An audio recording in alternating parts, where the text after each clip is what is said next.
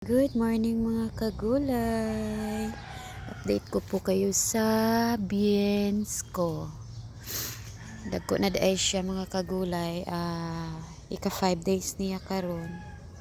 So mga pila ka adlaw, mga Sunday siguro pwede na ko siya ibalhin no.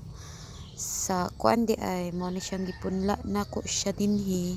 Wala na ko siya gidirect og tanom sa yuta kay kuan man good ginakaon siya sa lamigas ug gidirect na ko siya sa yuta, so diri na ko siya gipunla no.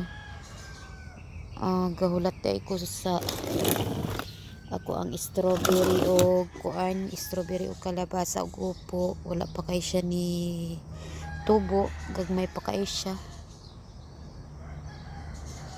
So update po di ay tamo sa akong ahos no, na siya upat ka dahon mo ni akong ahos na katong primero na kong post mo na ni siya upat ka dahon.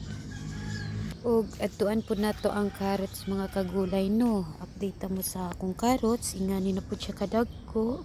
So ang uban dili pa kay siya dagko. Ilaag ta mo diri sa akong small garden no, while ko gapakuan sa akong mga rabbit. Akong rabbit pagawas na ko siya every morning para makadagandagan po siya sa yuta. So muna siya. Og mo din akong mais, kato dito siya sitaw.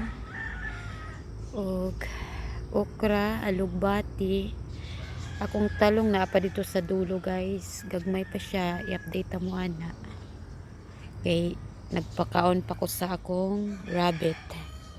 Bye guys, ug maura kadto. Salamat og maayong buntag.